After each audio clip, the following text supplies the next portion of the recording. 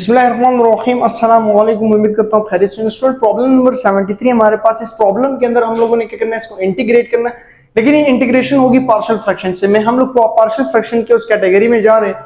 देखिए जिसके नीचे फैक्टर्स हैं कि वो जो तीन रूल्स अगर आप लोग जहन में रख ले कि नीचे फंक्शन ऊपर फंक्शन का डेरिवेटिव हो, पहला रूल उसके लिए नेचुरल लॉग लगाते हैं। दूसरा रूल रहता है कि पहले फंक्शन और फिर फंक्शन का डेरिवेटिव हो, उसके लिए सेकंड रूल जो हम लोगों ने पढ़ा था कि फंक्शन की पावर में ऐड करना और फंक्शन की पावर को नीचे लिखना है। तीसरा रूल e की पावर e ax। अब ना इसमें e है ना नीचे फंक्शन है, ऊपर इसका डेरिवेटिव है, तो ये होगी पार्शियल फ्रैक्शन। अब पार्शियल फ्रैक्शन के लिए भी सबसे पहली चीज देखनी कि ये प्रॉपर फ्रैक्शन हो। अब ये पहले से ही पार्शियल फ्रैक्शन में प्रॉपर फ्रैक्शन है, क्योंकि हमारे पास यहाँ पे आप लोग देख सकते हैं कि x क्यूब है, x और x3 हो जाएगा, ऊपर x स्क्वायर है। तो हमें इसकी डायरेक्ट पार्शियल फ्रैक्शन कर लेते हैं कि 3x square minus 12x plus 11 divided by x minus 1, x minus 2 और x माइनस 3। ठीक है, और is equals to a divided by x minus 1 plus b divided by x minus 2 plus c divided by x minus 3। ठीक हो गया, ये चीज हमारे पास आ गया। इसको आप इक्वेशन 1 का नाम भी कह सकते हो, इक्वेशन 1 का। ठीक हो गया। फिर इसके बाद हम क्या करेंगे, पहले लीनियर फैक्टर को 0 के इक्वल रखा तो x का आंसर 1 आया। दूसरे लीनियर फैक्टर को 0 के इक्वल रखा तो x का आंसर क्या आया, 2। तीसरे लीनियर फैक्टर को 0 के इक्वल रखा तो x का आंसर क्या आया, 3। ठीक हो गया, ये सारी चीजें आप लोगों ने। अब ये जो तीनों लीनियर फैक्टर्स हैं ना, इनको बारी बारी उठा के इस अगली इक्वेशन में पुट करना है। अगली इक्वेशन क्या बनेगी, इस इक्वेशन से x माइनस 1, x माइनस 2 और x माइनस 3 जो है ये एलसीएम है, तो ये मल्टीप्लाई करना है बोथ साइड।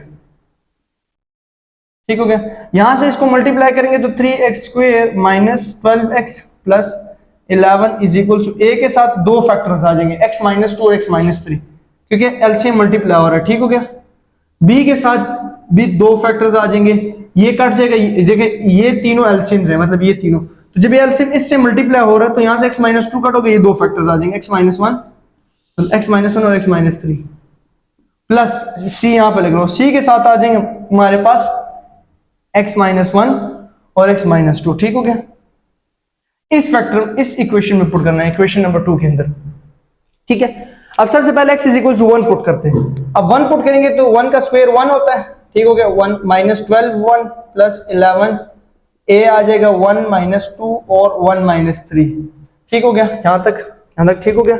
दूसरा b आपके पास क्या आएगा, b is equal to 1 minus 1 तो 0, 1 माइनस 3 0, तो इस 1 माइनस 1 की वजह से b 0 हो जाएगा। और c क्या हो जाएगा जी, 1 माइनस 1, इसकी वजह से भी 0 और 1, ये c भी 0 हो गया। तो मतलब इक्वेशन में जो चीज निकलेगी वो a निकल आएगी। क्या निकल आएगी जी, a, क्योंकि a हमारे पास इंपॉर्टेंट, पहला a हम लोगों ने लिया ना, x माइनस 1 a के लिए ना, तो हमारे पास इसीलिए a निकला। 3 minus 12 plus 11 is equals to a minus 1 और a माइनस 1 और माइनस 2। ठीक हो गया, अब यहां से हम लोग निकाल लेते हैं, यहां से हम लोग क्या कर लेते हैं, इसका स्टेप आगे कर दो। अच्छा ये कर, क्योंकि ताकि हमारे पास बोर्ड की बचत हो सके। यहां से हमारे पास 3 माइनस 12 का क्या आंसर आ जाएगा, माइनस 9 और माइनस 9 प्लस 11, तो 2 गालिबन 2 आ जाएगा। हाँ 2 माइनस 2, हाँ माइनस 2। ठीक हो गया, और a यहाँ पे भी माइनस 2 और प्लस 2 हो जाएगा, तो a का आंसर मेरे पास 1 आ रहा है। मतलब यहां से आया 3 माइनस 12 का आंसर क्या आ रहा है हमारे पास, 3 माइनस 12, यहां से यहाँ माइनस 12 प्लस 11 1, तो 2 पॉजिटिव 2 आ रहा है, सॉरी, और यहाँ पे पॉजिटिव 2, तो a का आंसर आ जाएगा 2 डिवाइडेड बाय 2, तो a is equal to 1। a का आंसर क्या आ गया, 1। आपको नजर आ रहा है बोर्ड से, हाँ a इज इक्वल टू 1 आ गया। ठीक हो गया, हमें इस a का तलाश था, हमें a मिल गया। a क्या आ गया जी, a इज इक्वल टू 1। ठीक हो गया, अब b हमें चाहिए, तो हमारे पास ये जो दूसरा लीनियर फैक्टर ये पुट करते, तो x is equal to 2 put in equation 2।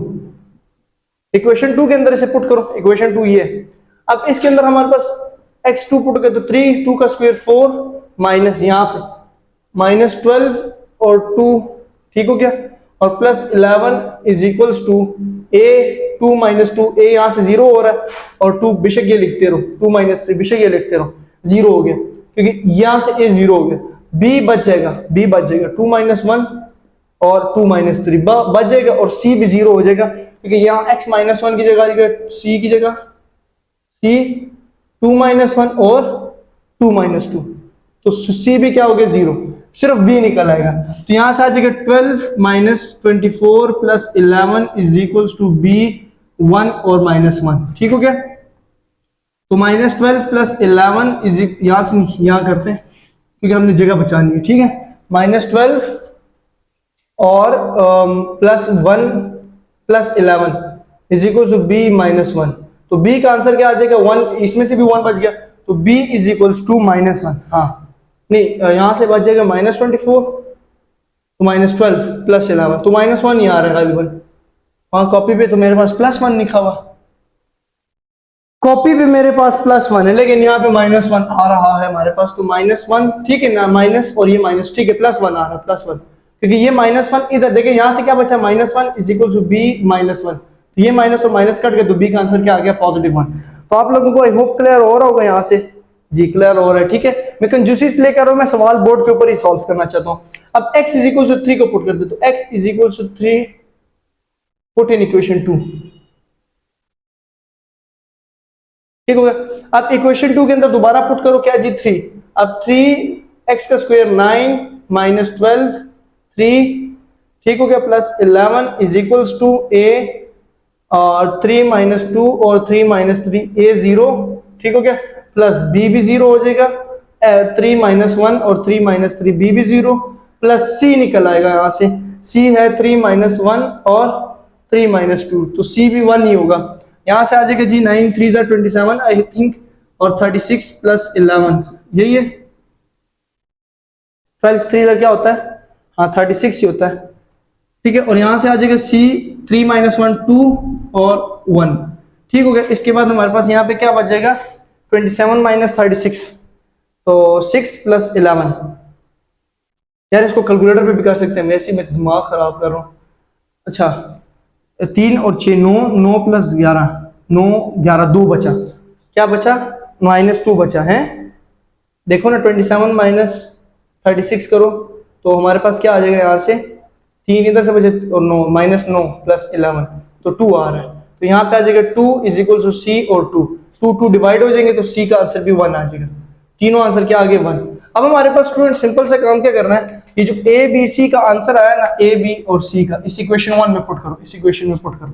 अब हमारे पास बेसिकली इक्वेशन क्या थी, 3x² - 12x + 11 divided by x - 1 x - 2 x - 3, ठीक है, इज इक्वल dx इधर लगा लूंगा अगले स्टेप में। a का आंसर क्या आया 1 divided by x - 1 plus b का आंसर भी 1 डिवाइडेड बाय x - 1, c का आंसर भी 1 डिवाइडेड बाय -1 और x - 3 x - 2, ठीक हो गया। मैंने यहाँ पे a b c पुट कर दी, यहाँ पे b का भी आंसर 1 आया और c का आंसर भी 1 आया, ठीक हो गया, यहाँ पुट कर लिया। अब हमने क्या कहा था, ये इसके इक्वल आ रहा है, ये देखो इसके बीच में इक्वल है, तो मतलब हम इंटीग्रेशन इसकी करने के बजाय आप इनकी कर सकते हैं। अब इसकी dx करने की बजाय हम इनकी dx कर लेंगे, इधर एक होल ब्रैकेट लगा लेंगे। अब इन सब की अलग अलग इंटीग्रेशन लेफ्ट हैंड साइड पे एज इट इज रहेगा ये, और यहाँ पे integration of 1 divided by x - 1 of dx plus integration of 1 divided by x - 2 और dx plus integration of 1 divided by x - 3 of dx, ठीक हो गया। तो लेफ्ट हैंड साइड पे एज इट इज रहेगा 3x² - 12x + 11 over x - 1 x - 2 x - 3 dx is equals to natural log of x - 1 plus natural log of x - 2 plus natural log of x - 3, ठीक हो गया, plus c solution set, ठीक हो गया। तो हम इस तरह इसके सॉल्यूशन को फाइंड आउट कर सकते हैं। आपने जस्ट क्या करना होगा कि आपने यहां से a को निकाल लेना है, b को और c को, पहले partial fraction A B C निकलने के बाद आपने सिर्फ इसके आंसर्स को इधर पुट कर देना, और मेरे पास यहाँ पे भी यही आंसर है, ठीक हो गया। तो आप इस तरह इसके आंसर्स को सिंप्लीफाई कर सकते हैं।